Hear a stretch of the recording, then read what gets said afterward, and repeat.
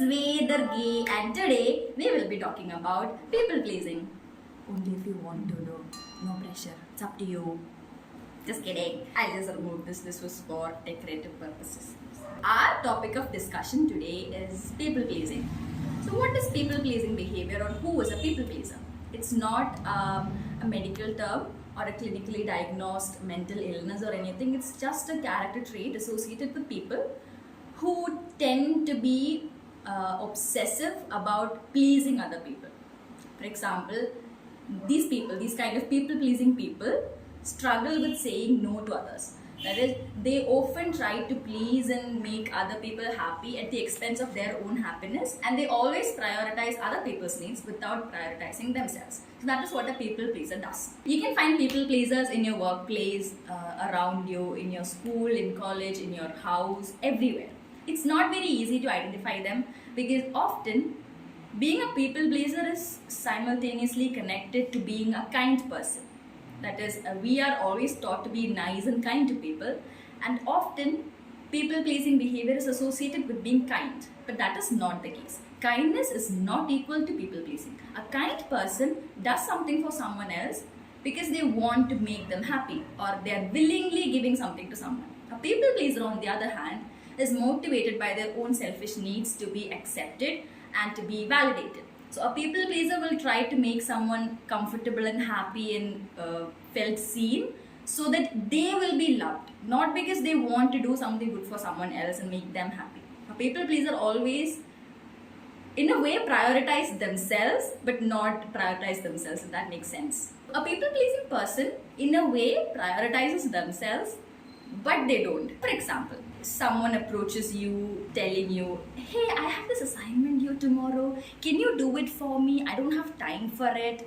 And you don't want to do it. You're like, I don't want to do this, I don't have the time for it, I haven't done my own assignment, how will I do this for this person? But you say yes. You're like, yeah, I've done my assignment, I'll do it for you, I have time, don't worry, I'll just finish it as soon as possible. You do it not because you want to help them, you do it because you don't want to say no and appear like you're a rude person, or you don't want the other person to not like you. So in a way, you are being selfish in that case, even if you are trying to help someone else. You're not willingly doing it. You get my point, right? So that is what people pleasing is. So the example I gave is very small and it's not a big issue. It can happen to anyone. But it becomes an issue when it becomes habitual. Anytime someone tells you to do something that you're not comfortable with, or something that makes you angry, or something that makes you sad, something that you don't want to do at the moment, you keep saying yes to things like this, you end up building up resentment inside of you. Y'all can't keep looking at the camera. I'll give you two sides of the story, okay? Let it be a person that you're not very close with. A random person comes up to you and tells you, can you do this for me? Maybe they're taking advantage of you. Maybe they already know that you're a people pleaser and they know that you will do it for them. So they are taking advantage of you. That is one scenario. The other scenario is when the person who is doing it to you is a very close friend and they think that you're willingly doing it for them. That is, I have a close friend, I am a very nice person and I will do things for them out of friendship and love. That is two cases, okay? In the first case, even if the process of people pleasing affects your relationship, it doesn't do much damage because this person is not important to you. But in the other case, if the close friend or your best friend or anyone that is close to you in your family keeps making you do things like, can you do this for me? And you do it willingly. Can you do that for me? You do it again. You do it 10 times. You do it 10 times. And at the end of it, maybe they are unaware of the fact that you feel bad when you do these things. Maybe they are unaware of the fact that you are people pleasing. And you instead end up resenting their company. For example, this friend calls you, hey, I'm free today, can you like hang out with me, can you like come with me for shopping? And you know that you have plans for today. You're like, oh, I don't have time for this, I'm not in the mood for this, I really don't want to go out today. But then you don't want to upset your friend. You're like, okay, I'll come, I'm excited, all of that. And you go with the person. The whole day you will be hating that person. The whole day you will be thinking about how you could have stayed home and stayed comfortable and cozy in your home. The whole day you'll be resenting their company. So it happens a bunch of times, you end up hating that friend.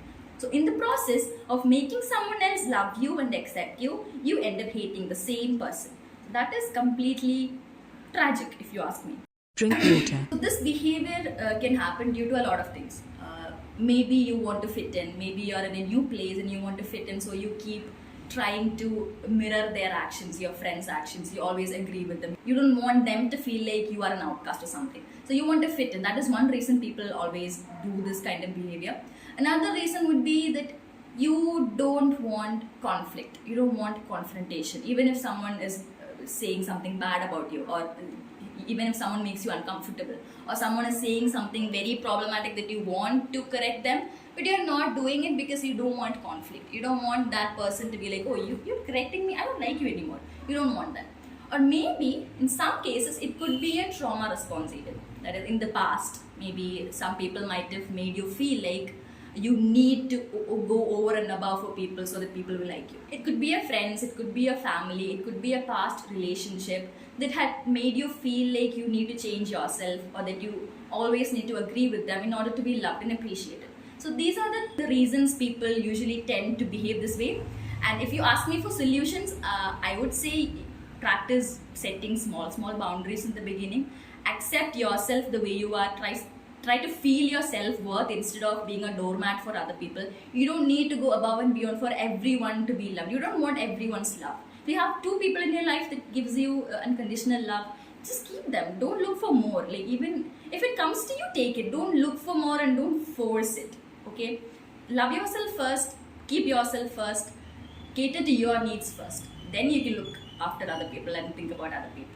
So, if anyone who's struggling with this kind of people-pleasing behavior is watching this, it is not something to be ashamed about. It is very natural for a human being to want love and appreciation and validation. Just keep in mind that you don't always need to sell yourself in order to get love from other people. If you say no to a friend and that friend is like, you're rude and I'm leaving you, let that friend leave. If they cannot value a no from you, if they cannot value your boundaries, if they cannot value your personal needs and space, that friend is not for you. You will get better friends. So leave their ass and just find new friends. So that's all about today's video. And if you have any experiences with being a people pleaser, if you have anything that you might like to share, tell me in the comments and I'll read.